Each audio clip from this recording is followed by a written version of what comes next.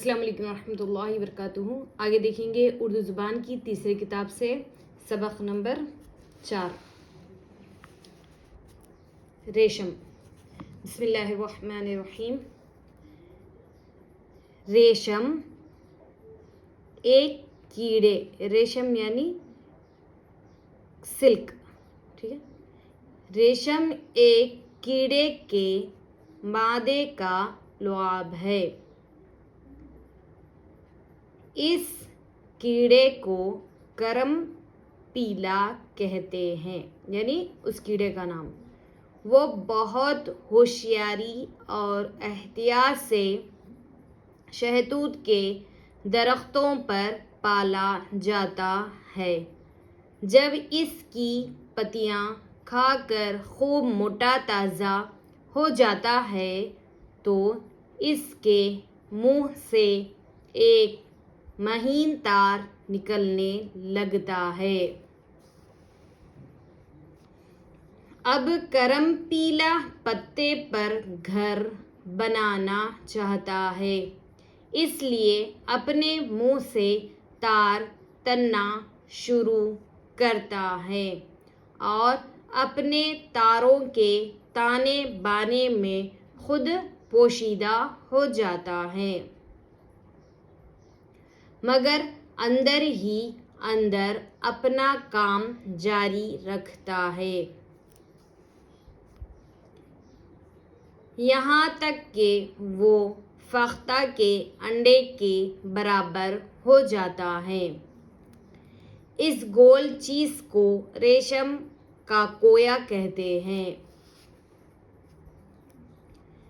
جس کے اندر کیڑا مر جاتا ہے اور جو اس کا گھر تھا وہی اس کا مقبرہ بن جاتا ہے.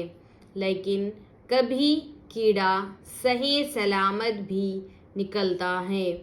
جب وہ زندہ رہتا ہے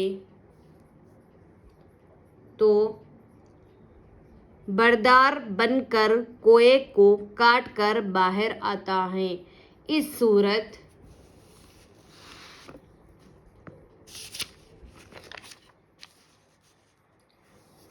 میں کویا ناکارہ ہو جاتا ہے، اس کا ریشم نہیں بنتا.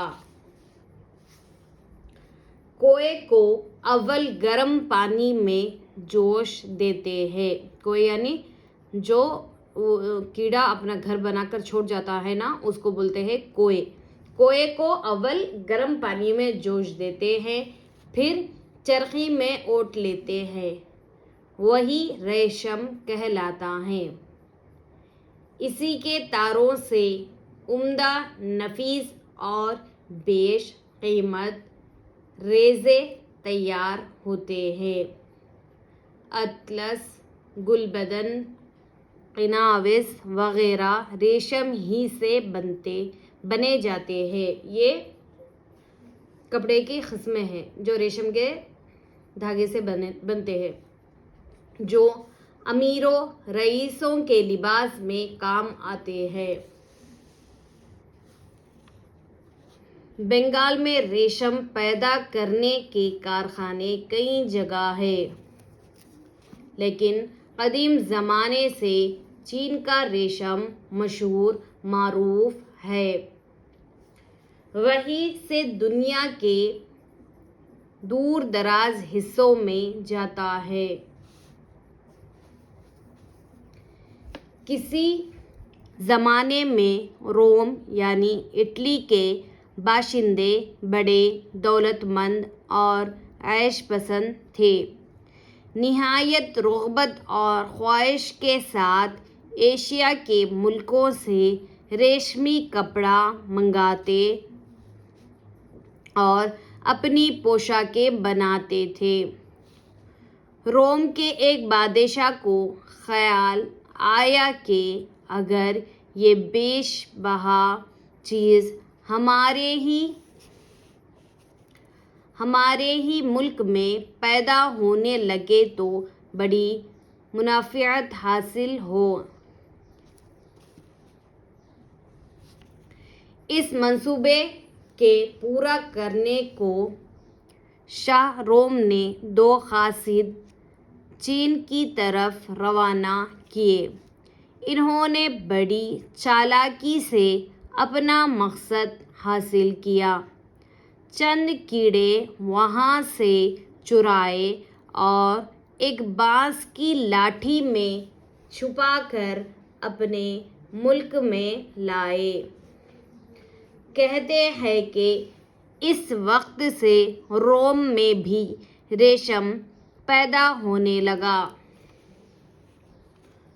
یاد کیجیے ہجے اور معنی دیکھیں۔ معدہ یعنی پیٹ، لعاب تھوک، جو منہ میں پانی ہوتا ہے نا اس کو لعاب۔ کرم پیلا کیڑے کو کہتے ہیں جو ریشم کا تاگا بناتے ہیں۔ مقبرہ یعنی قبر، نفیس یعنی اچھا، عمدہ۔ منافعت فائدہ، نفع ہونا۔ منصوبہ یعنی پلان کرنا۔ مقصد ارادہ۔ قاصد یعنی بھیجا گیا۔ ریزہ چھوٹے چھوٹے ٹکڑے۔ اطلس یہ ایک ریشم کا کپڑا ہے جس کا کپڑے کا نام۔ قدیم یعنی پرانا۔ معروف یعنی اچھا۔ بیش بہا یعنی قیمتی۔ عیش پسند یعنی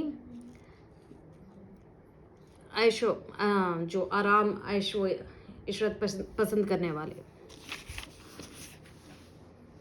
آگے دیکھیے سبق نمبر 5، ایک مور اور کلنگ۔ دم مور نے پھول کر دکھائی اور بولا کلنگ سے کہ بھائی کیا خوب ہے نقش اور کیا رنگ، دنیا مجھے دیکھ کر ہوئی دنگ، میری سی کہاں ہے آپ کی دم، کر سکتے نہیں مقابلہ تم۔ بولا اس سے کلنگ ہنس کر، ہاں آپ کے لاجواب ہے پر، لیکن نہیں کچھ بھی کام آتے، بچوں ہی کے دل کو ہے لبھاتے، اڑنے نہیں دیتی دم تمہاری، لیتے ہیں پکڑ تمہیں شکاری۔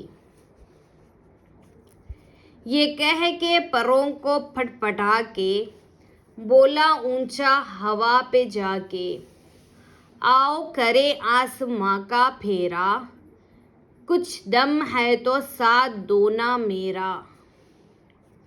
منہ اپنا سا لے کے رہ گیا مور، تھا اس میں کہاں اڑان کا زور، بھاتا ہے جنہیں نرا دکھاوا، اور وہ لوگ ہیں مور کے بھی باوا۔ بھاتا ہے جنہیں نرا دکھاوا، وہ لوگ ہیں مور کے بھی باوا، بس ان کو ہے ٹپ ٹاپ کی دھن، شیخی کے سوا نہیں کوئی گن۔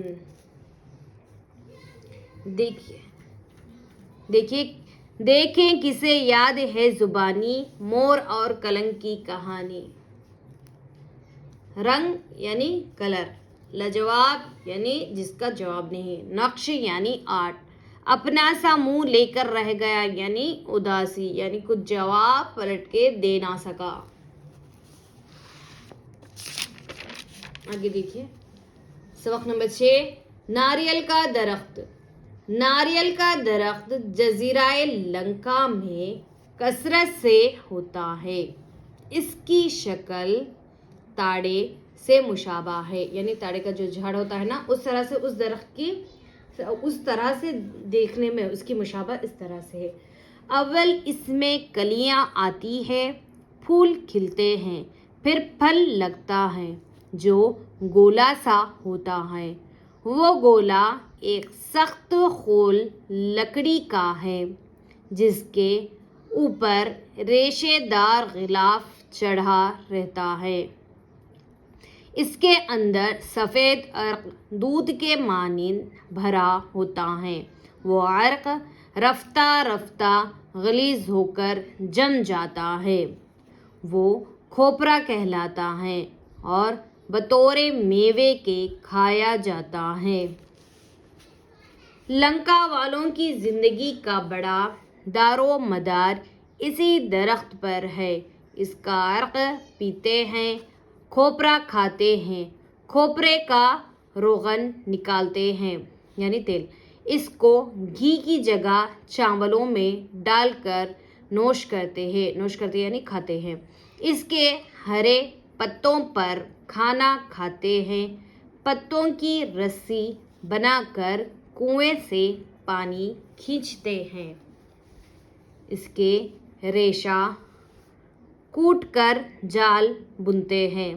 اس کے عرق یعنی اس کے جوس جو پانی نکلتا ہے نا، جوس سے تاڑی اور سرکہ بھی تیار کرتے ہیں. عرق سے ایک قسم کی شکر بھی بناتے ہیں. قہوے کے ساتھ ناریل کی شکر، قہوے یعنی مٹھائی، قہوے کے ساتھ ناریل کی شکر اور ناریل ہی کا دودھ ملا کر پیتے ہیں. ناریل کے خول سے حقہ، چائے نوشی کے پیالے اور چراغ بناتے ہیں اور چراغ میں ناریل ہی کا تیل جلاتے ہیں. شادیوں میں اس کے پھولوں کے ہار پہنتے ہیں. اس کی شاخوں سے ڈنٹھل کو کھود کر ڈبیاں بناتے ہیں. 70 برس کے بعد یہ درخت بوڑھا ہو جاتا ہے یعنی 70 سال کے بعد یہ درخت بوڑھا ہو جاتا ہے. بڑھاپے کی علامت یعنی نشانی یہ ہے کہ پھر اس میں پھل نہیں آتا. اس وقت یہ پرانا قدیم کاٹا جاتا ہے. اس کی لکڑی سے کڑیاں اور ستون بناتے ہیں. دروازے، کھڑکیاں، کرسیاں، صندوقچے اور